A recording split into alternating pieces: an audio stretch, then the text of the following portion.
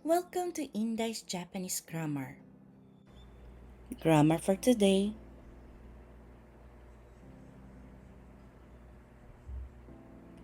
Level N3.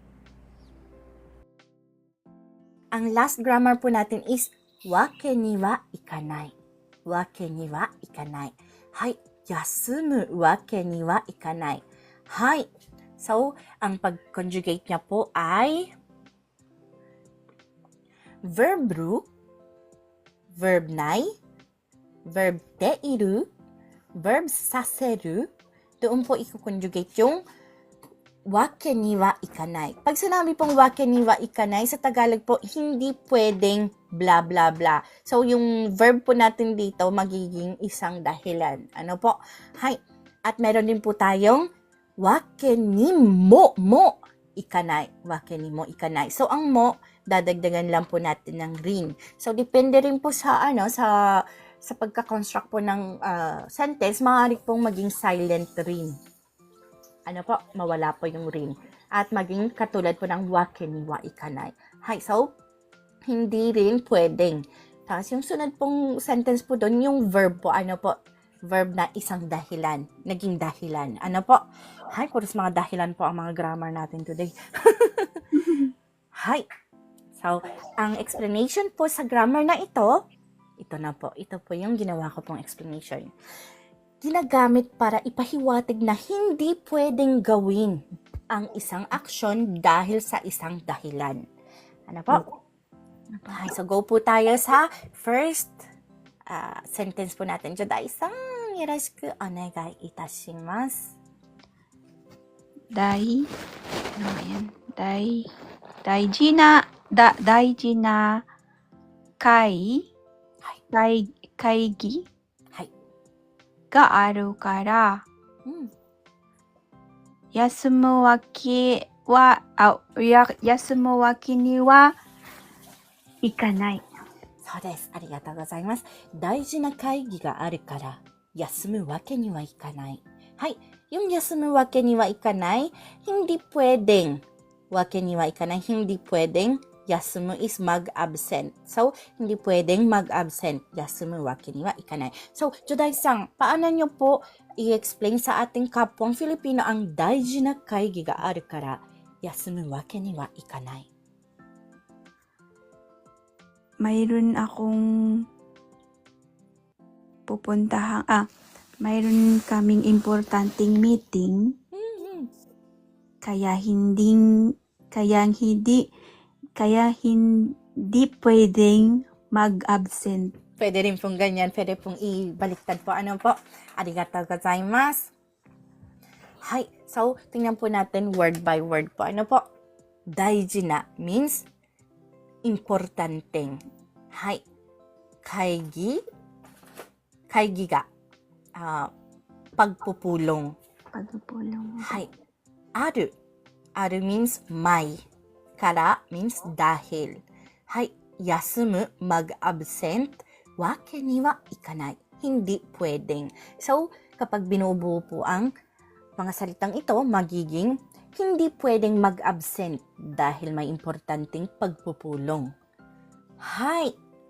Ganun po siya. Yung pagkaka-translate ko po. Hay, pero para pwede rin po yung kay Jodai-san na pinagbaliktad. Yun po ang kagandahan po sa ating Tagalog. Hay! So, go po tayo sa last sentence, example sentence po natin. Yoroshiku onegai shimasu, Jodai-san. Maliit po. Parang duling na po ako. Gomenasai. So, palakihin po natin. Amen po. Then, daijoubu desu. Maganda po yun. Sinasabi niyo po yung, Shacho ka. Hay. Sacho no meri dakara,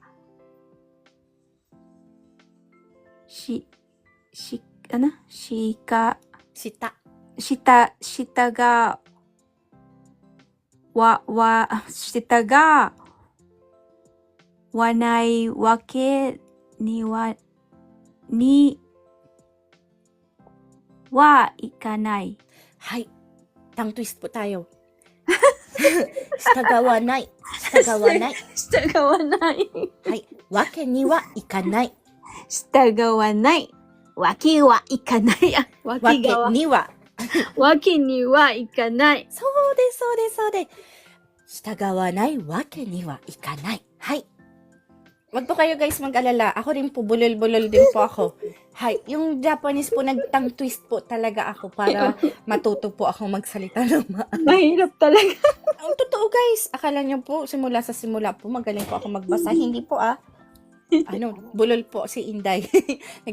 Nag-tongue twist po ako, totoo po yan. Pati po yung English po, nag-tongue twist po ako sa word power po. Meron pong school dati. Ewan ko po kung nag-e-exist pa po siya ngayon po, pero nung grade 5 po ako, pinasok po ako sa isang, word power po yung name po nung, parang school, pero hindi po siya as in school na magtuturo ng ano lang po siya, para po siya sa English po, Hi, so, grade 5 po ako, no read, no write, talagang as in zero, pinasok po ako sa prep, mga kasama ko.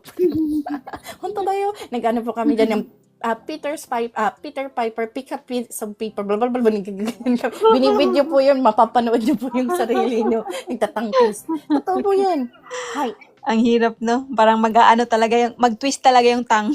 Opo, totoo po yun. Pero dahil po sa pagpa-practice po na yun, na gigiging mas malambot po ang ating ang tang. Hi, kaya po tang twist. Hi. So, salamat po, Joday-san. 社長の命令だから従わないわけにはいかない. So, yung 従わない means, yung 従う, from the root word 従う is sumunod. So, negative form po siya, 従わない, nagkaroon po siyang hindi sumunod. Ano po? Wake ni wa ikanai, hindi pwedeng. Ano po? Hi, so, 従わないわけにはいかない. Sa Tagalog, hindi pwedeng hindi sumunod. So, Joday-san, paano nyo po i-express ang 社長の命令だから従わないわけにはいかない?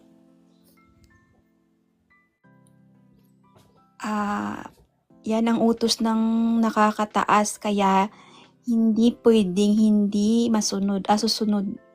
Sumunod. はい、ありがとうございます。はい。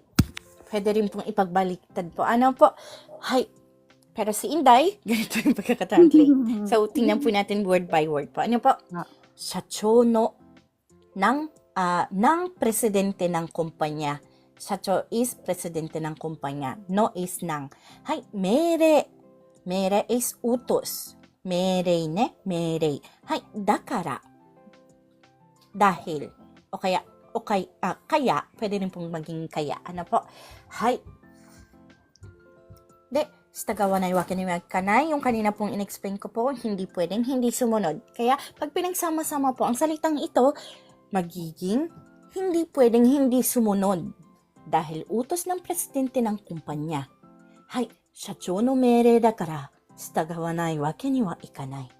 Yung po ang translation na ginawa ko. Hay, at tama din po yung ginawa ni Joday-san. I'm sure meron pa po dyan pong iba pong the way pong pag-translate. Hay. Ito po ay cut out from our free entry lesson class. Sa taong 2025, may free entry lesson class po tayo tuwing MWF at 8 p.m. Japan time. Minsan, may extra class po tayo ng Saturday. At kapag meron, ay aking ina-announce ng umaga ng Sabado. Para po sa gustong sumali, please follow me and stalk me sa araw na aking nabanggit. Thank you for watching and please continue supporting me, follow me, and share my videos for more contents. Maraming salamat po. Hanggang sa muli.